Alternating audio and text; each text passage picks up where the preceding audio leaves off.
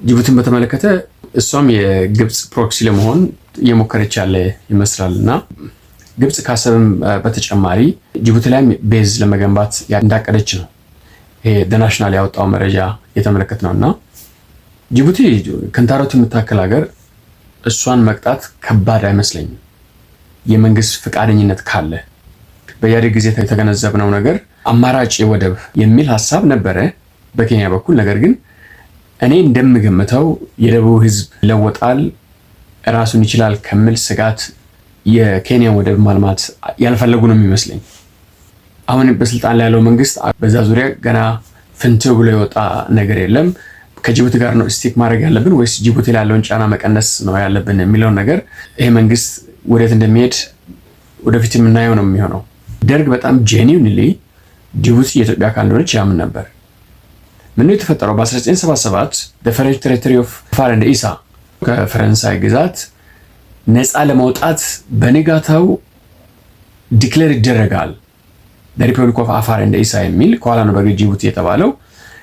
ነፃነቷን ሊታወጅ ነው ስል ደርግ በጣም ከፍተኛ የሆነ የሴኩሪቲ ሚቲንግ አድርጎ ነበር። የጅቡቲን ይገባኛል ጥያቄ ለተባበሩት መንግስታት ድርጅትም ለማቅረብ በተጨማሪም ደግሞ በኃይል ያንን መሬት የማስመለስ ፍላጎት ነበራቸው። ነገር ግን በዚህ በሻዕቢያ ምክንያት ነው። በሻዕቢያ ያላጠናው ነገር የለም። ሻዕቢያ አሁን ኤርትራ የሚባለውን አካባቢ በአብዛኛው ተቆጣጥሮ ስለነበረ በዚህ በኩል ደግሞ ሳዕድ ባሬ ጦርነት ለመክፈት ዝግጅት ጀምሯል።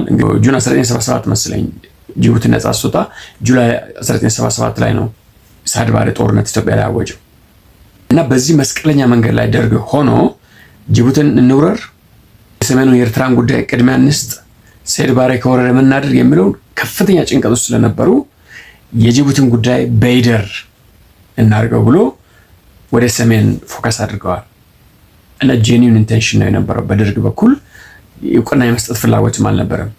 ያ እንዲህ ሆኖ ኢህአዴግ ከኋላ ወደ ስልጣን ሲመጣ እንግዲህ እንደምታውቁት ወደብ አልባ ካደረገን በኋላ በጅቡቲ 100% ጥገኛ እንድንኖር አደረገን።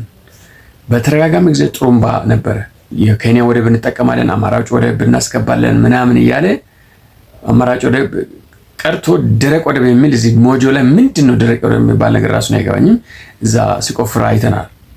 ለምንድነው የኬንያ ወደብ መጠቀም ያልተፈለገው? የኬንያ መንግስት እምቢ ስላለ አይደለም።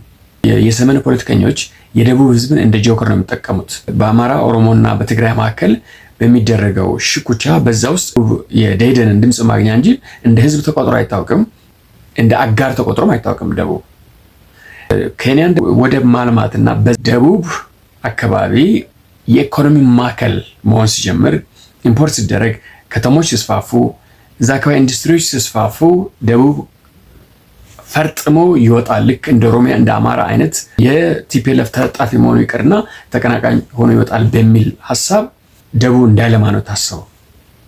የኬንያ ወደብ መጣ ማለት በጂንካ ነው ሊመጣ የሚችለው ወይ በሞያሌ ነው ሊመጣ የሚችለው እና ቢያንስ 50%ቱን የኢትዮጵያ ኢምፖርት በዛ በኩል ሊመጣ ይችላል።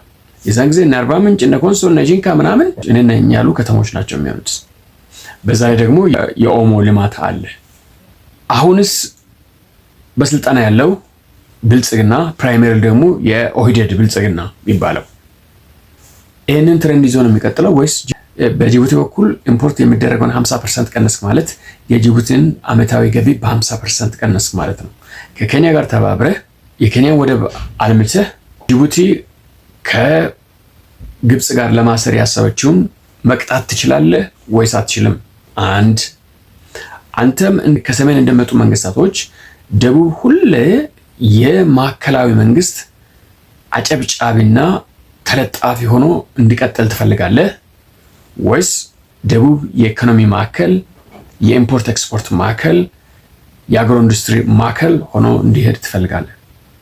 ለኦሮሞ ብልጽግና ማቀርበው ይሄን ነው። ፕራይመሪሊ ስልጣን ላይ ያለው የኦሮሞ መንግስት ነው። ጠቅላይ ሚኒስትር አብይ አገሪቱን ወደ ፓርቲ ፖለቲክስ ለማስገባት የብሔርን ቫሪያብል ከፖለቲካ ውስጥ ለመቀነስ እጅግ ጥረት እያደረገ ነው። ነገር ግን ስቲል በህወሓት የተቀመጠው ህገ መንግስትም ሆነ አሰራር አገሪቱ በብሔር እንደምትመራ ነው የሚነግረው። ስለዚህ ከዚህ በፊት የነበረው የትግራይ ኤሊት ነው ስልጣን ላይ ነበረው። የአማራው ደግሞ ከመጣ የአማራ ኤሊት ነው ያለው። ስለዚህ የትኛው ብሔር የኦሮሞም የአማራም መንግስት ቢሆን እኛ ችግር የለብንም። የኛ ጥያቄ የኦሮሞ መንግስት ከሆነ የደቡብ ህዝብ የሚገባውን ሼር ወይም ሚና አገሪቱ ውስጥ እንዲጫወት ነው የምንፈልገው እና ጅቡቲ መቀጣት አለባት። ጅቡቲ ስትቀጣ አማራጭ ኢኮኖሚና አማራጭ ብልጽግና ነው ወደ ኢትዮጵያ የሚመጣው።